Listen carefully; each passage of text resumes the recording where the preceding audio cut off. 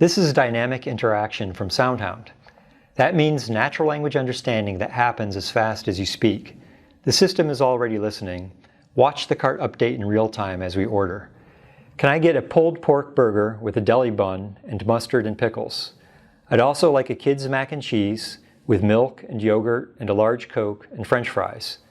We can edit the cart with voice. Make the Coke a small, I don't want the French fries, and change that to apple juice for the kids' mac and cheese. Notice how with dynamic interaction, we also get real-time suggestions triggered by what you say as fast as you need them.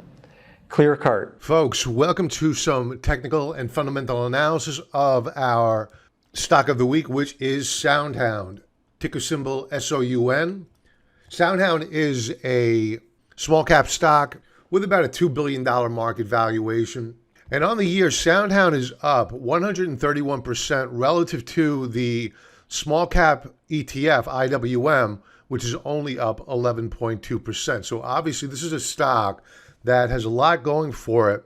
And we're going to spend some time talking about the backstory. What's the backstory of the company? Let's talk about where it's been to identify where it may be going. We're going to talk a little bit as well about the haters and insiders.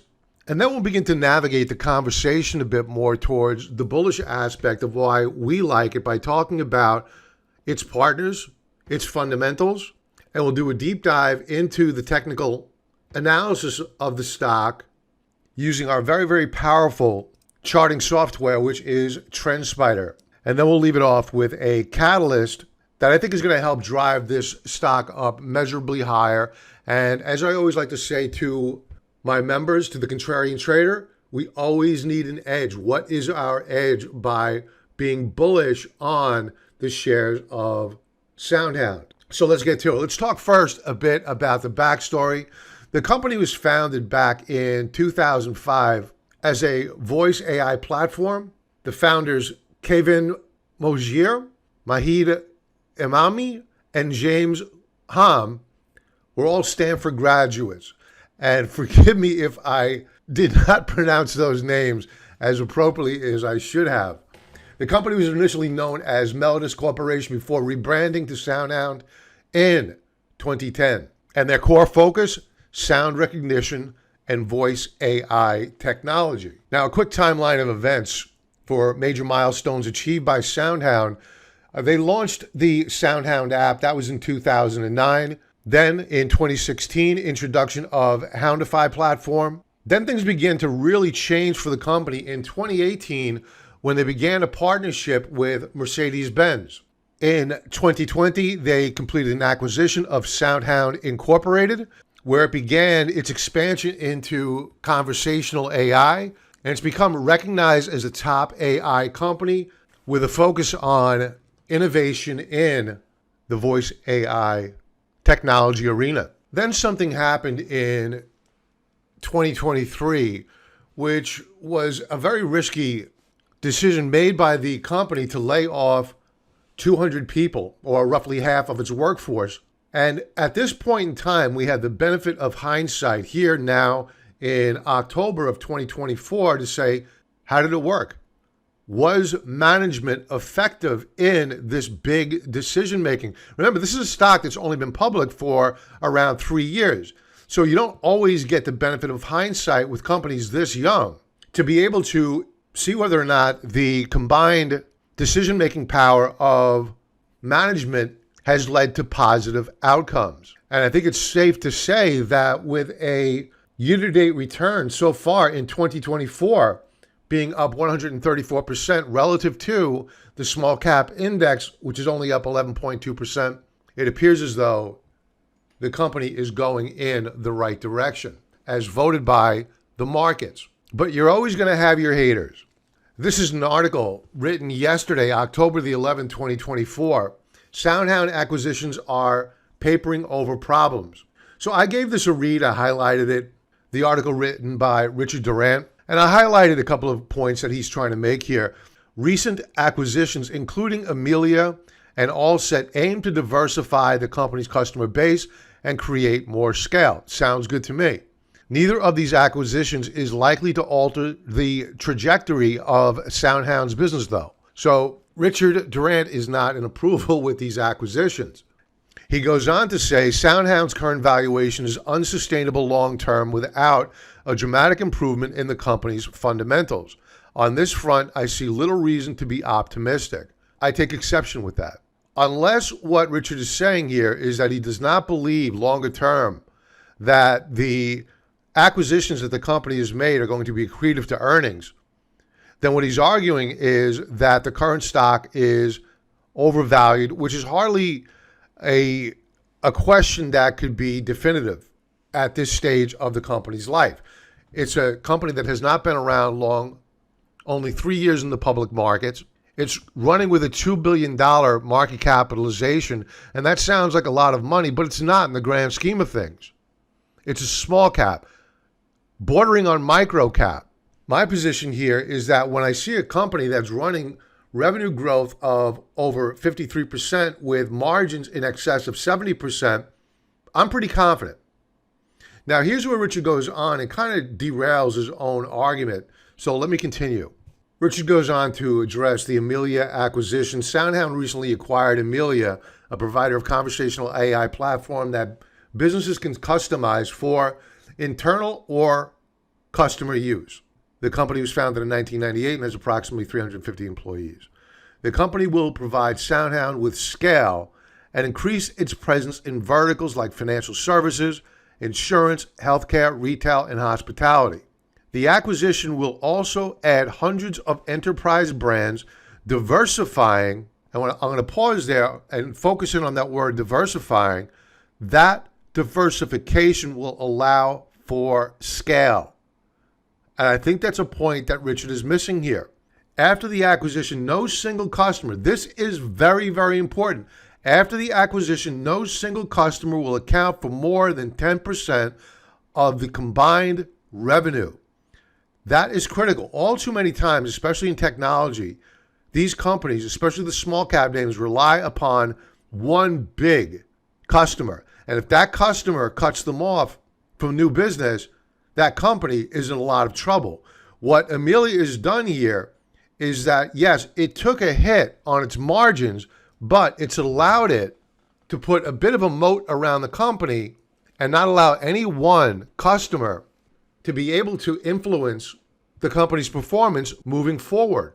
Lastly, in this article, SoundHound's gross margin was 63% in the second quarter, with the decline partly attributed to increased revenue mix and a lower margin call center agent business. Adjusted for the impact of acquisition, SoundHound's gross margin would have been 67%. I believe I said 70% earlier, and that's because the company believes that longer term it can achieve 70% gross margins. Now, moving on to the insider activity, we have seen some selling by insiders, and one of the more recent ones was a director. His name is Lawrence Marcus. He sold about 50,000 shares of SoundHound, but still holds 74,000 shares. This is a director. He's not a top-tier C-suite guy. I'm not going to worry all too much about his distribution of shares. I'll be more concerned about what the other insiders are doing. So to see what they're doing, we'll take a look using TrendSpider. And folks, by the way, TrendSpider, we're going to be using this quite a bit today. TrendSpider is a powerful software solution to technical analysis. Now, normally I would have just said to charting. It's not just charts. Granted, yes, the functionality of their charting software is amazing. With automated technical analysis, with a click of a button, you can click and find out where you might have support and resistance levels. All you need to do is click the button, and there you have it. In green, we had resistance. In blue, we had support and a bunch of other support levels below. On top of this chart, what I'm also able to do on a daily time frame is overlay weekly support and resistance levels. In this case here, you only have one resistance level up here on top of a daily chart. Think about it. I'm looking at a daily chart. I have the functionality to be able to not only take a look at the support and resistance levels as measured by the solid lines, but also to overlay weekly resistance levels. I doubt in this case we're going to have monthly or quarterly resistance levels, but there's certainly, and even yearly, resistance levels, but there are none for this chart so far. Way too young. But we're going to come back to the charts in a moment. For the purposes of our usage of TrendSpider right now, we're going to focus on the non-technical functionality. And folks, if you are interested in this platform, I use it. I've used it since 2017. The analogy I use is that if you're a trader, I don't care if you're experienced or inexperienced, it's like an archer not having arrows in his quiver. So let's take a look at what the insiders are doing. And by the way, we get a 35% discount code. Use the link below, discount code SOUN35. And be curious, they run specials throughout the year. You may even be able to get a better deal using that link below at some point in time in the near future. So please check it out. And I give it away free. This is how much I believe in TrendSpider. I give it away free to our silver and gold level members. Sign up for your 14-day free trial offer if you want to try TrendSpider for free. Again, link below to both direct to TrendSpider and to the Contrarian Trader. Let's check out what the insiders are doing. So we are seeing some insider selling. This gentleman here, he is the CEO. He's been doing some selling, but he still owns over 2 million shares. As noted here, when we click on the SEC filing, he still owns nearly 2.4 million shares. So he's still very heavily invested in the company. The COO did some selling back in September, but we need to put things into context as we click on his SEC filing, and he still owns 1.473 million shares. So management is still heavily invested in the company. Sure, they are taking some profits, but they need to pay their bills too. So I'm not all too worried about the insider sales here. But we need to also put things into context. What is my strategy with this stock? Am I a day trader? No, I'm not. Am I an investor? I could be. Were I an investor, I'd really want to see some insider buying so I know that I have insiders that are in for the long term and they're buying at a price that they believe to be fair and reasonable. That gives me insight. Right now, I'm looking at this company as a swing trade, meaning I've owned it for a couple of months now, small position, but last week I began to build a very large position in SoundHound. So stick around and I'm going to tell you why. So part of the reason as to why I began bull operations on SoundHound was supported by, not driven by, but supported by Investors Business Daily and the fundamentals of the company, which looked solid. Not gangbusters, but solid. The shares are under accumulation with a B+ rating. The group strength, B+. Relative strength, meaning not the RSI, but the relative strength versus the S&P 500 in the case of Investors Business Daily is at 96. So the KPIs, the key performance indicators that I've just mentioned, they are very, very powerful for not just the stock of SoundHound, but for the sector that it's in, because it is under, again, accumulation, because the group, meaning the sector, has very strong relative strength. Now, digging down further into the fundamentals of the company, you have earnings per share percentage change last quarter of 43%, earnings per share estimated change for the current quarter of 12%, not wonderful, but it's growing. Sales. This is the big one for me when it comes down to small caps, or for that matter, any company. Sales. Last quarter increased 54%. That is outstanding. The 3-year sales growth rate. This is even more important because you can have a last quarter of 54% growth, but is that consistent? Are we seeing that quarter after quarter?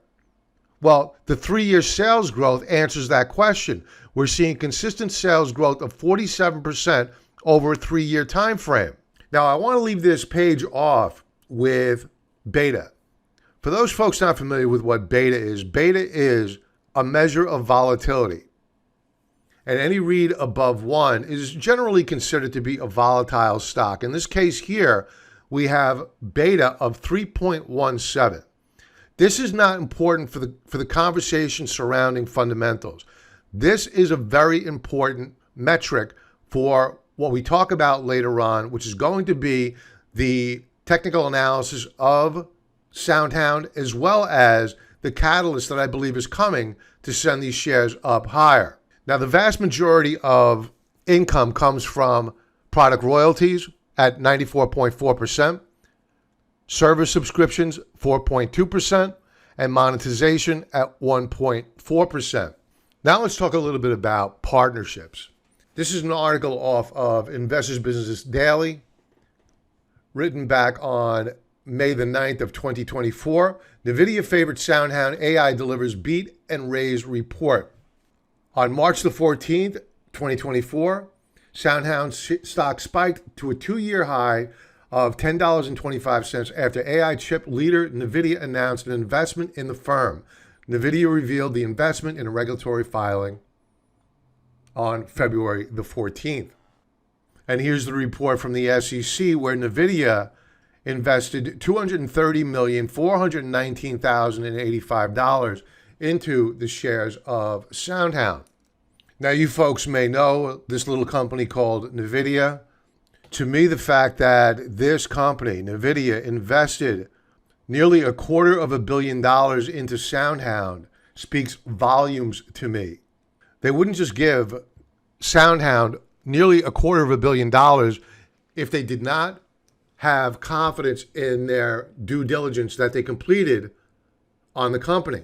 And I'm sure that Nvidia has a seat at the table guiding this company in the right direction, and it could quite possibly be, if it already isn't, a customer of SoundHound.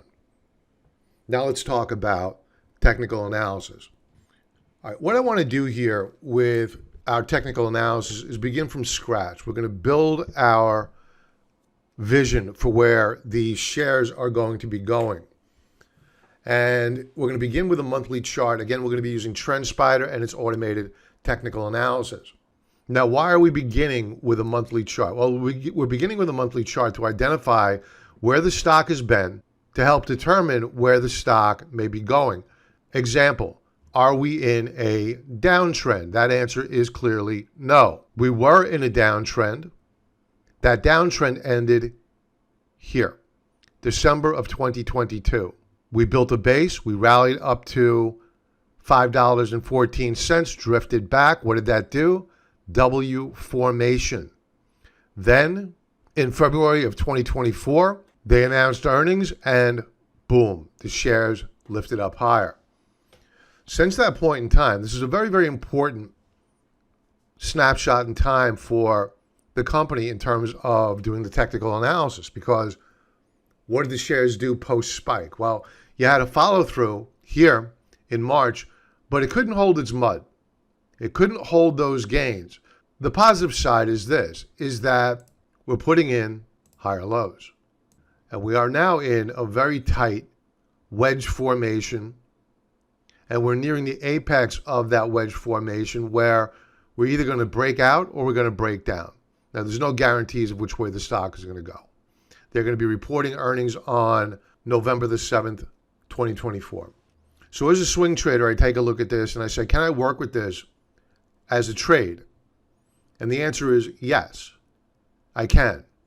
Because the adage that I use is the longer the consolidation, the greater the validation of any breakout. So if we break out above this upper band of resistance here at around $5.43, I'm very confident that in all probability we're going to go up to a 6 handle. And then after that, if we close above $6.60, we're probably heading up here to $10.20. The test is always at the top.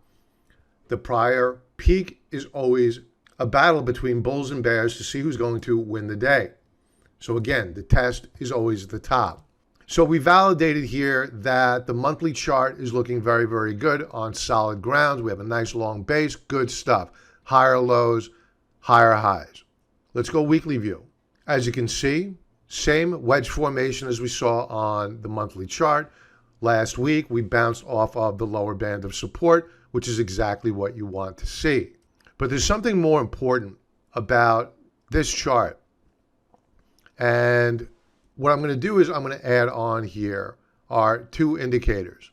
In red, you have the Bollinger Bands. In green, you have the Keltner channels. Normally, the Bollinger Bands trade outside of the Keltner channels. By virtue of the fact that the Bollinger Bands, again in red, are trading inside the Keltner channels in green, implies that you have a major tug of war between bulls and bears. Now, I'm positioning bullish on this stock because of the energy that is being built up in this trading range. Because at some point in time, there is going to be an explosive move, either to the upside or to the downside. But I'm going to argue the breakout to the upside will probably be greater than the breakdown to the downside. Stick around. I'm going to tell you why in a moment. I also want to point out here that momentum, as measured by the indicator stochastics, they're also putting in higher lows. No higher highs yet. We're just consolidating. Light volume consolidation. And this is where guys like me look and see who's not paying attention. Because in a couple of minutes, I'm going to show you something that's going to blow your mind. Because there are a lot of traders out there not paying attention. Daily chart.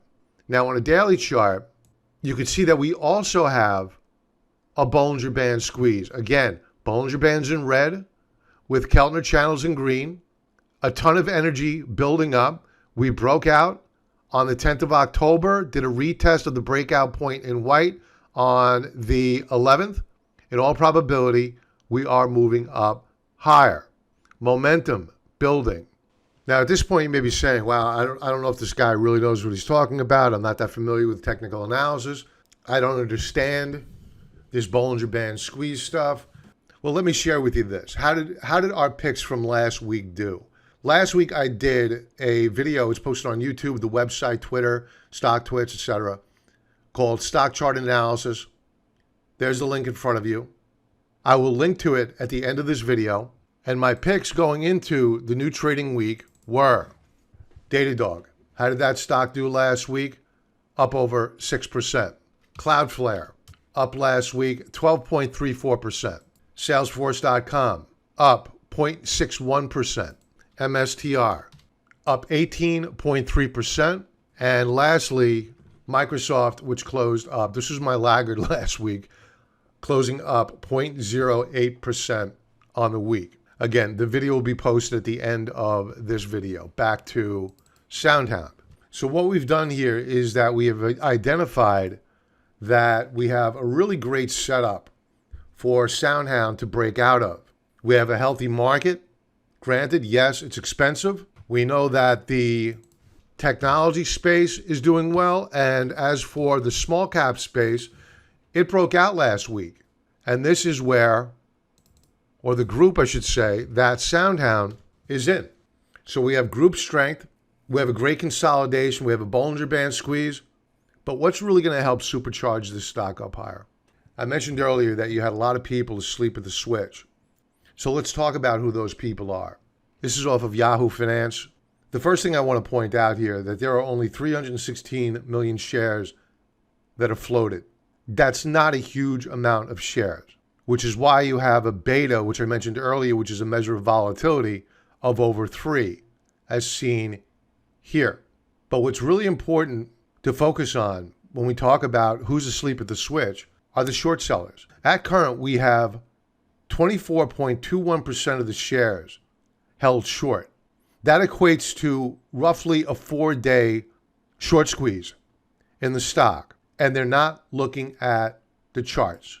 They're not looking at this. They're not seeing this Bollinger Band squeeze. Most people are not. They're not looking at the daily chart, witnessing that we broke out on Thursday, did a pullback on Friday and a follow through to the upside. They're not seeing that momentum on a daily time frame as measured by stochastics, on a weekly time frame are grinding up. So at some point in time, they're going to get forced out of their positions. The good news is that we're already positioned long. I hope you join us on Sunday night for Sunday Night Futures Live, 6 p.m. Eastern Standard Time. I'm also going to provide a link below to get our stock chart analysis for our top 5 stocks for the new trading week. Again, linked below. We also have a community It's recently launched. You have my feed here. You can post on it as well. You also get our chat room with some really amazing and great people in here. Great conversation, very, very professional, and it's free. That's the good news for now, subject to change at any given time. So sign up, again, link below. Join us for Sunday Night Futures Live, 6 p.m. Eastern Standard Time. And of course, don't forget about our partner, TrendSpider, Automated Technical Analysis. I give you a 35% discount code by using my link below. Use the link below and you may be able to get a better deal when you go over to their website. So check it out, please. And I give it away free to members of the Contrarian Trader. And of course, I always list, as I did on Friday, our alerts to our members, as noted here. SOUN double position on multiple Bollinger Band squeeze setups on different time frames.